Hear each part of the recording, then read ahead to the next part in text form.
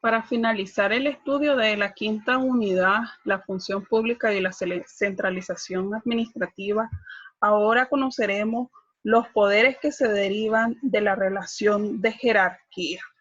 La relación de jerarquía es una organización centralizada, implica ciertos poderes de los órganos superiores sobre los inferiores. Unos poderes se refieren a la persona de los titulares de los órganos jerarquizados y otros a los actos que ellos realizan. Los poderes que se derivan de la relación jerárquica son el poder de nombramiento, el poder de mando, el poder de vigilancia y el poder disciplinario. Esto conoceremos qué constituye o qué significa cada uno de ellos. Iniciamos a conocer el poder de nombramiento.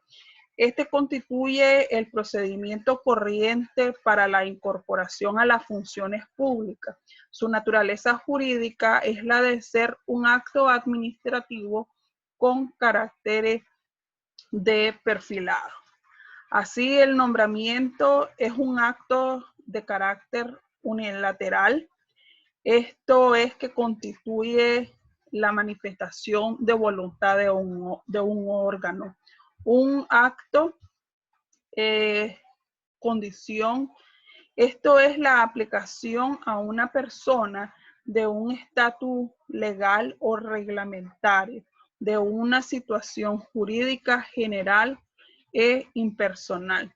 Es una manifestación de voluntad que tiene por objeto jurídico investir a una persona en un estatus legal. El nombramiento, sin embargo, que se hace no crea la función pública ni determina su objeto ni la extensión. Simplemente existe un acto unilateral de la autoridad que lo realiza.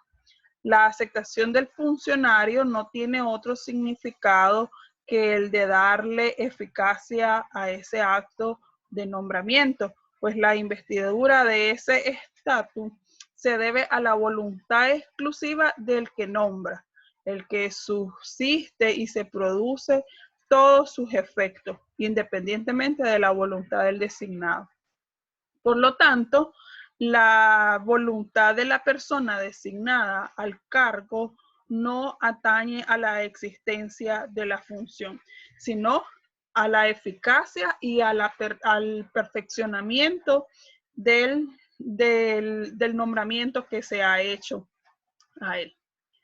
En aspecto material, el nombramiento tipifica claramente un acto o condición que tiene por objeto investir a la persona designada con el estatus jurídico de funcionario o empleado. La aceptación del nombramiento puede ser de forma expresa en el acto de notificación o con posterioridad, o manifestarse tácitamente como ocurre en cargos administrativos secundarios. De tal modo, se deducen algunas consecuencias del nombramiento que se hace o de ese estatuto que se ha hecho para el nombramiento y entonces designar a una persona o darle la condición de funcionario o de empleado. Estas consecuencias que podemos decir, primero es que la persona asignada no queda investida con la calidad de funcionario público hasta tanto no haya aceptado, sea expresa o tácitamente, la designación. Se considera que la aceptación es expresa cuando lo hace de la aceptación mediante un escrito de aceptación o de palabra que manifiesta la aceptación del cargo, y tácitamente se acepta la designación cuando la persona que ha sido designada para ocupar un cargo o un puesto, pues lo asume sin haber hecho pues una expresión escrita. Segundo, mientras el interesado no haya aceptado, la administración puede revocar la designación en cualquier momento. Es decir, de que si se hace un nombramiento, pero esta persona a la que se ha nombrado a un cargo no la acepta ni de forma expresa ni tácita, la administración o ese órgano que ha hecho el nombramiento puede revocarlo en cualquier momento. Y tercero, si la persona designada no quiere aceptar el cargo, basta con que lo comunique de forma negativa y no necesita presentar una renuncia. Por lo mismo, la administración puede destituirlo. Y esto la administración va a limitarse a revocar la designación de nombramiento y no es necesario destituirlo, porque la destitución debemos entenderla como apartar a una persona de su cargo.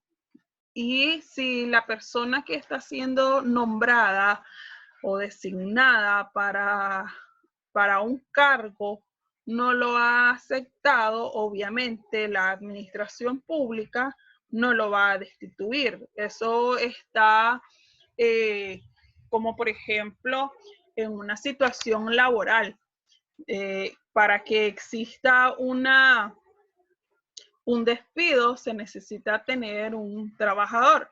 Y si no hay trabajador, entonces no se va a despedir. Lo mismo pasa con estas designaciones que se hacen a las personas para que ocupen un cargo en la administración pública. Si no aceptan ese cargo, basta con que lo comuniquen, ¿verdad? Y que no tomen posición del cargo, y con eso ya se entiende que no lo acepta. No necesita presentar una renuncia, no necesita presentar un documento escrito. Y de la misma forma, la administración pública o el órgano que ha hecho el nombramiento va a revocar su decisión de nombramiento y no es necesario que emita un documento de destitución del cargo, obviamente, ¿verdad? De igual modo, se procede en el caso que el designado guarde silencio, es decir, que no manifieste ni su aceptación ni su rechazo al nombramiento que se ha hecho. El segundo poder que conoceremos es el poder de mando. Este consiste en la facultad que tienen las autoridades superiores para dar órdenes e instrucciones a los órganos inferiores. Señalado acá en estos mandos, los mandatos que ellos dan van señalándoles los lineamientos generales que deben de seguir en el ejercicio de las funciones que les están atribuidas. Por tanto, el poder de mando se materializa y se ejercita mediante algunos instrumentos que son expedidos por las autoridades superiores respecto de los empleados que le están subordinados. Estos instrumentos de materialización y ejercicio del mando son los siguientes. Primero, tenemos las órdenes. Estas pueden ser de carácter individual o general. La forma de dictarse puede ser verbal o escrita. En segundo lugar, tenemos las instrucciones. Esta, igual que las órdenes, pueden ser individuales o generales. La forma de dictarse también puede ser verbal o escrita. Por ejemplo, el fiscal general de la República tiene como una de sus funciones impartir instrucciones de carácter general o particular respecto del servicio y el ejercicio de las funciones del Ministerio Público a los funcionarios y a los servidores a su cargo. El artículo 26 y el inciso 4 del reglamento de la Ley Orgánica del Ministerio Público establece las instrucciones y establece que las instrucciones deben emitirse de forma escrita para su cumplimiento inmediato. Entonces, en este caso, las instrucciones son dadas por el fiscal general de la República. Así lo establece el artículo 14, inciso 4 de la Ley Orgánica del Ministerio Público. En tercer lugar, tenemos los circulares. Estas siempre tienen carácter de generales, se dictan siempre por escrito. Solamente cuando se trata de casos muy sencillos, de mucha urgencia o cuando afecten a muy pocas personas, pueden emplearse de forma oral. La forma escrita precisa mejor lo ordenado y determina más exactamente el alcance de la responsabilidad de los llamados a obedecerla. Es por eso de que si es un caso de urgencia, se debe de hacer pues lo posible para que estos circulares sean emitidos de forma escrita, para que sea precisa, para que sea bien determinada y estén exactamente conocidas y bien indicadas las responsabilidades de aquellos que son llamados a cumplirlas o a obedecer las disposiciones. Respecto a la naturaleza de las órdenes, de las instrucciones y también de las circulares que se expiden dentro de la organización administrativa, se ha discutido de qué pasa cuando estas órdenes contienen disposiciones de carácter general. Y por ello se ha sostenido que deben distinguirse aquellos casos en que tales disposiciones presentan caracteres de reglamento y otros casos en los que no suceda así. Esto porque si son de carácter general, ¿verdad? Que quiere decir que abarca para todos los que están o los que forman parte de ese órgano y no son circulares o órdenes, ¿verdad? Que sean de manera individual. Entonces, se debe de hacer ese señalamiento, que si es de carácter general, entonces puede dársele a esas circulares, a esas órdenes o las instrucciones con un carácter de reglamento. Es decir, que todo el cuerpo de la institución deben obedecerla. También tenemos como cuarto poder de la centralización de la administración el poder de vigilancia. Entre otras facultades que se desprenden de la relación de la jerarquía, consiste precisamente esta de vigilancia que realizan las autoridades superiores sobre los funcionarios y los empleados que de ellos dependen. La facultad de vigilancia se realiza por medio de actos de carácter puramente material.